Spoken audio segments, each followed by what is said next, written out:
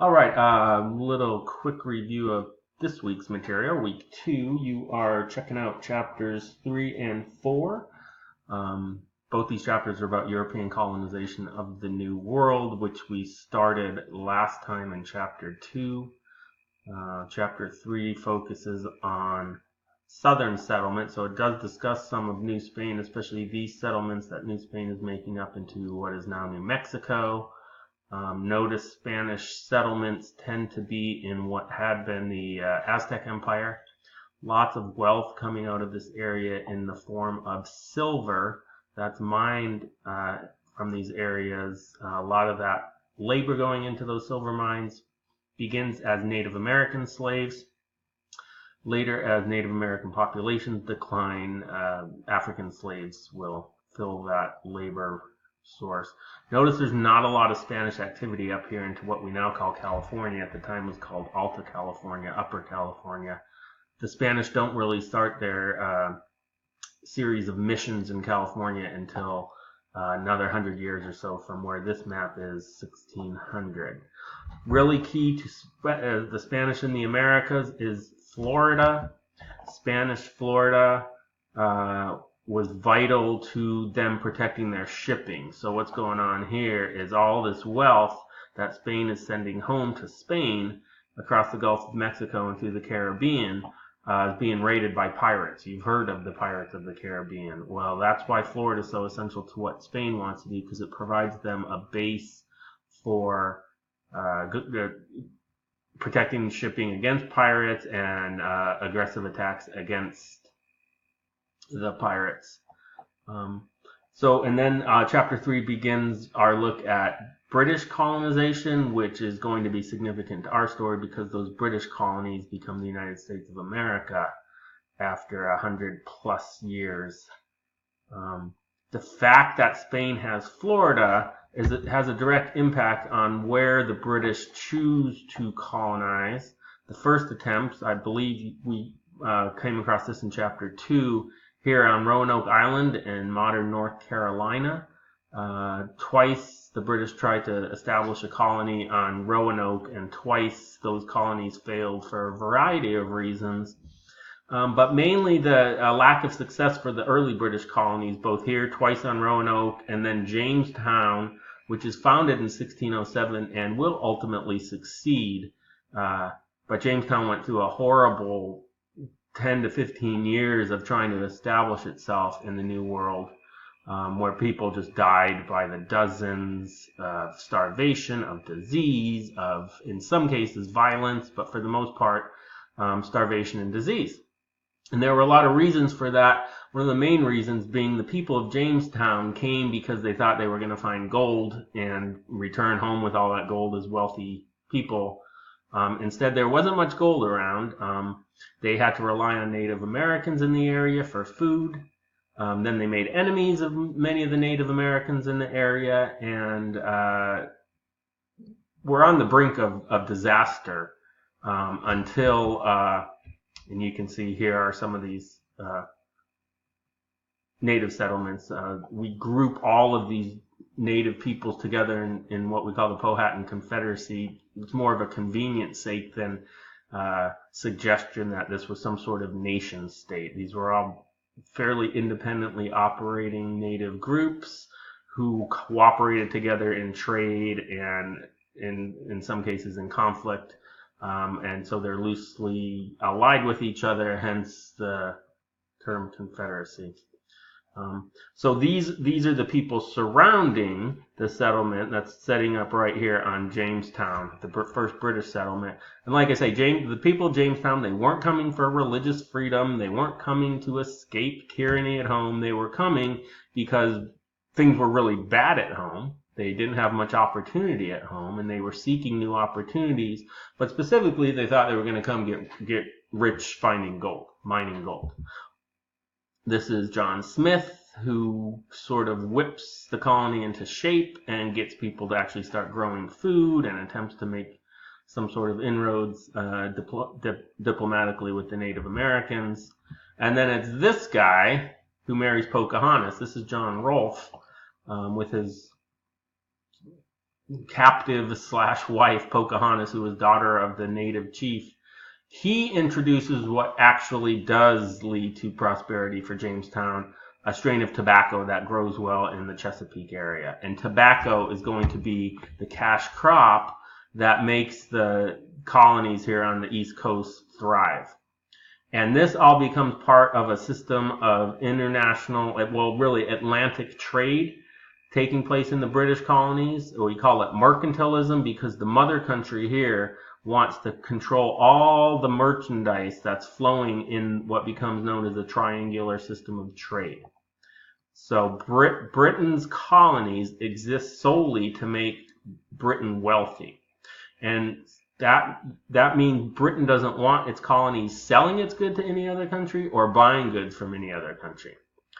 Britain is also developing sugar plantations in the Caribbean. We'll have rice plantations in the Carolinas and Georgia, and then tobacco is becoming a very important cash crop in the mid-Atlantic states. So you can see all these goods are flowing back to England, and in exchange, England's sending manufactured goods back to the colonies, and then it's sending goods down to Africa to be traded for things the British want, like gold, ivory, spices, but mostly slaves.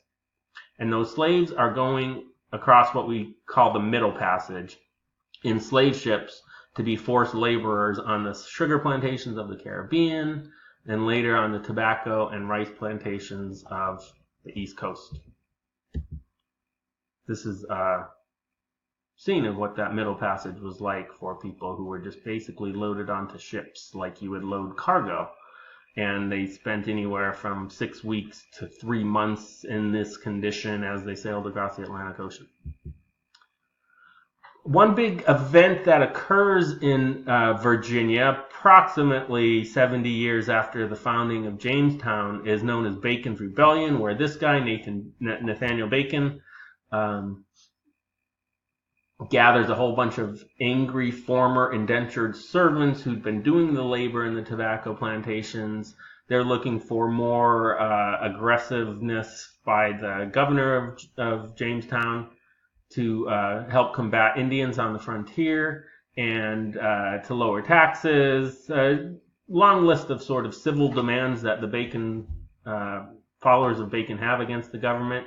Bacon leads these people in an attack on the capital of the colony, and he eventually dies, and the rebellion sort of fizzles out. But a long run result of Bacon's Rebellion is what you see here on this graph, where there's a shift away from white European indentured servants serving as the labor force in the Chesapeake to an increased dependence. By 1700, it's about 75% of that labor force are Africans. Big difference here is these white indentured servants eventually were free because they serve out their term of indenture and they can go live their lives and get a plot of land and go be free. Enslaved Africans obviously never achieved freedom, and in fact, if they gave birth, their children were also your property. So this shift it's connected to what happened in Bacon's Rebellion. It's also connected to just the economic realities of what's happening in the markets in the colonies and globally. So here's what those southern colonies are going to look like. There's Georgia, there's the Carolinas, there's Virginia. Another look at it. And then chapter 4 talks about colonization in the northern part. It'll talk a little bit about the French colonization of what's now Canada and down the Mississippi River, and also the Dutch and colonization in what is now New York City, which was settled by the Dutch as New Amsterdam. Real key location right at the mouth of the Hudson River by Long Island. And so the New Netherlands is the colony that the Dutch established up and down the Hudson River between Fort Orange, which is modern-day Albany, and New Amsterdam, which is modern-day New York City. Both these colonists, the French and Dutch interests in the New World, were very much about trading, not as much about settling. They were interested in trading with Indians for beaver furs. Beaver furs were very profitable, and it did lead to what we call the Beaver Wars between French allies, the Huron, who made the Great Lakes area home, and the Iroquois Confederacy, who were traditional enemies of the Huron from the upstate New York area. And the introduction of European guns and the competition between Hurons and Iroquois over beaver populations leads to what becomes known as the Beaver War. It basically ends when the Hurons suffer a horrible epidemic of smallpox, and the Iroquois are basically able to push them out of the beaver trade. Okay, and then finally in chapter 4, you talk about maybe the migrations to British colonies that you guys are most familiar with, which is this migration to New England, largely by a group of religious Puritans. Puritans meaning they wanted to purify the English church from Catholic influences. So here they are coming, settling in Massachusetts. The very first settlers, you probably know, the Pilgrims, there they are, settled in Plymouth in 1620. They were Puritan separatists, meaning they didn't want to be part of the Church of England anymore. They were basically trying to escape England to start their own religious community. The Puritans who established Boston, there's Boston, our city on a hill. Here it is compared to Plymouth.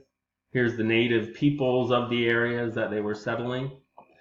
These are the people you probably heard wanted to escape religious persecution. And yes, that's true. Puritans had been seen as a political rival of the king, and had been in some cases arrested, in some cases executed. But they weren't really coming to escape religious persecution. They were coming to establish a solely Puritan community. That's what's known as the city on a hill. They want a community that shows how a good Puritan community can be an example to the world, or a city on a hill, a shining city on a hill everyone can look up to.